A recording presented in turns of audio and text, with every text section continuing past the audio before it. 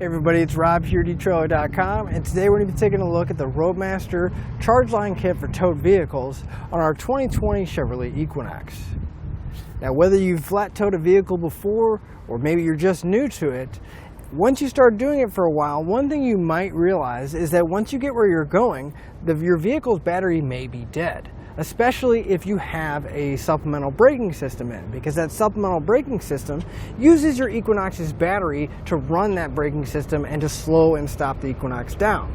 So if you're towing it for a really long time and you don't make any stops, you don't start your Equinox, that battery can drain down, and it's just a hassle because then we got to get jumper cables out, find somebody to start our car for us, and it just kind of puts a damper on our trip.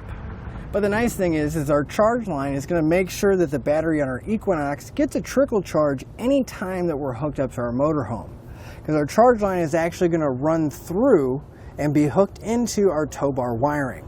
So anytime that we are towing, we're going to have a 12-volt signal coming into our wiring and slowly, again, provide that trickle charge to our battery.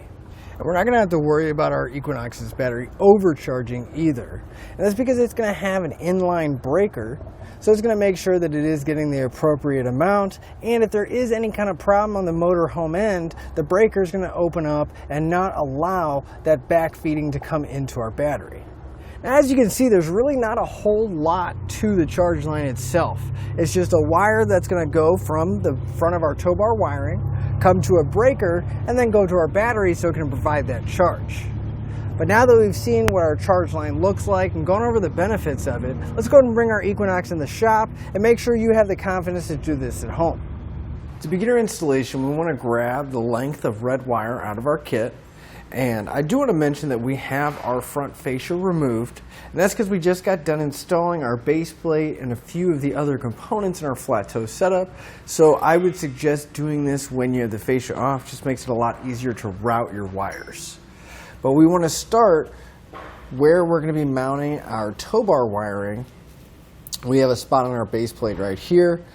So I'm going to make sure that I leave a little bit of excess wire at the front here, and then I'll just take a zip tie and I'm going to zip tie my red wire to the base plate. That way it'll kind of help keep it in place. I don't have to worry about it moving. And again, it gives me that slack so I can wire up the plug. You don't need a whole lot, but you want to make sure you have enough to work with on the end where you're going to be mounting your socket at. Now we just want to take our red wire and I'm going to route it along the front here, and then right about underneath the headlight I'm going to go in tied to the engine bay. I'm just going to take some of those zip ties and secure everything down once I have it in the path that I'm going to take. Just go around all of our other components, making sure it's not going to interfere with anything. Tuck our wire under our headlight. Let me pull all the slack up to where it's right about here. And like I said, we're just going to go back and put a few zip ties, make sure it's not going to run into our air cooler or anything else. So at this point, we want to grab our breaker. Now, before we mount it up, I do want to go over the two terminals. Those are going to be a copper one and a silver one. The copper post, if you look really closely, it's going to say BAT, stands for battery. The silver one's going to say AUX for auxiliary. Now, typically, you would think that the copper post is going to go to the battery on our Equinox, but it's not, because we're charging the battery on our Equinox and we're treating our motorhome or the battery on our motorhome as if it's the thing charging it. So we want to hook up the copper post to the wire coming from the front. And your kit is going to come with some self-tapping screws, and right here on this core support is actually a really good spot to mount it. You do want to just watch out for this sensor here. Just come over just to the driver's side a little bit. And we'll take our self-tapping screws and a 5/16 nut driver. I'm just going to go right into the core support and secure that breaker down.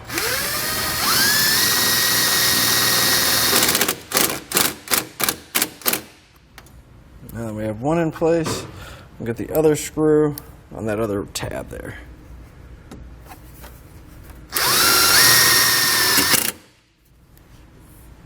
So now we want to take our wire and we're going to estimate about how much it needs to get to the breaker. Cut the end of the excess wire off. You do want to hold on to that excess wire though. Strip back the end. I'm going to grab one of these small ring terminals out of our kit. I'll slide it over and crimp it in place.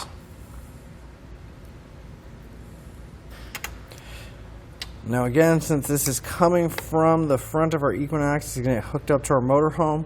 We want to hook this to the copper post on our breaker.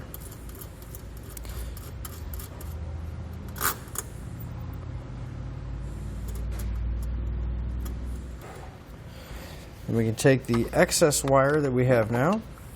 I'll strip back the end of it. I'm going to grab another small ring terminal out of our kit. Crimp that in place. And this one is going to go on the silver post.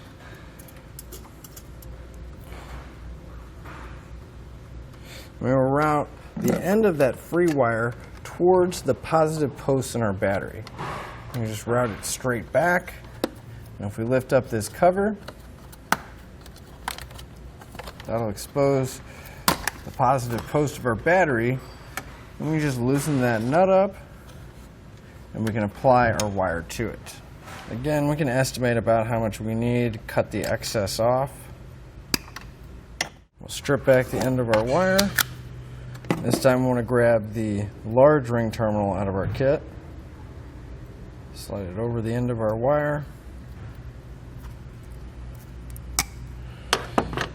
We want to grab a 10mm socket so we can loosen up that nut that's on the battery here.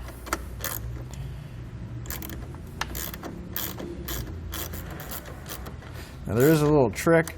If you don't want to fully remove that nut, what we can do is if we take our ring terminal, just going to cut a notch right in the center so that instead of being a ring, it's going to be more of a C shape. So now we can take our ring terminal and we can actually slide it around the stud. We don't have to remove the nut all the way. And then we can just tighten it back down, make sure that connection is nice and secure.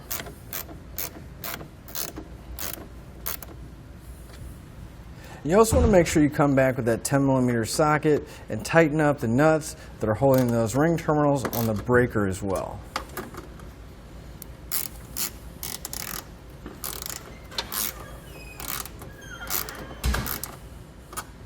But that's all there really is to the installation for your charge line. You just want to go ahead and wire up your power wire into the 12-volt source on whatever socket you're using on the front. So we're going to put our fascia back on and continue with our flat toe setup installation. So we're rewiring in our 6-way, but obviously we can't do that with our 4-pole connector still installed. So we want to cut the wires so that we have 4 individual wires coming out. Get rid of the connector. We want to strip back the ends of all the wires here, the 4-pole as well as our charge line wire. So now we can grab our 6-pole. We want to take the rubber boot off the back of it. Take all of our wires, make sure they go into the small hole, and we'll slide the boot just out of the way for now. We can just kind of tuck it back so we have room to work.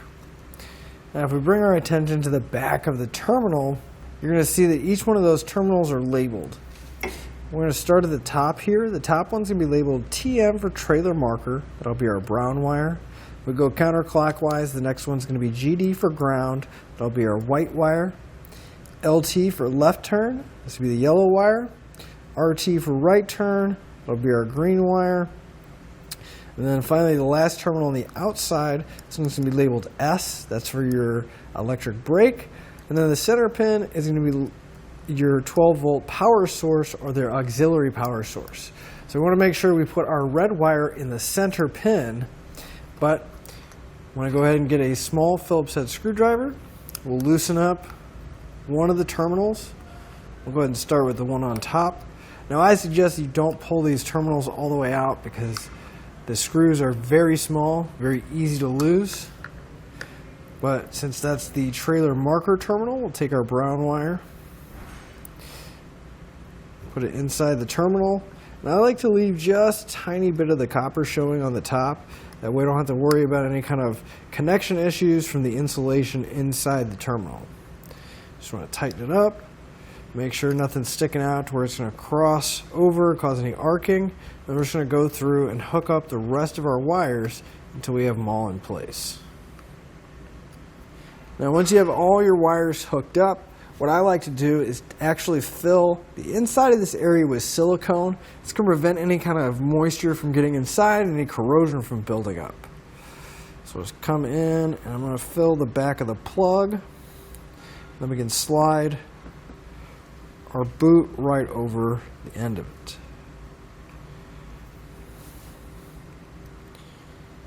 Slide the boot over the edge.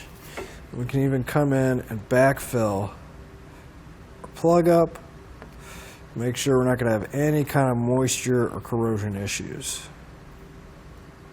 I went ahead and put some electrical tape on the back of the boot and up the wire a little bit. It's going to help protect the wires, keep that boot sealed up, and hopefully, again, prevent any kind of moisture from getting inside. We can line up our plug on the front of our base plate. I'm just going to use a couple self-tapping screws to secure the plug to those posts.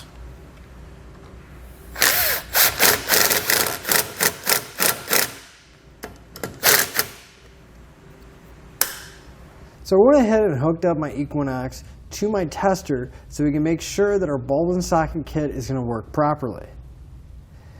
Now if I turn on my tester, we can see that the tail light function is coming on.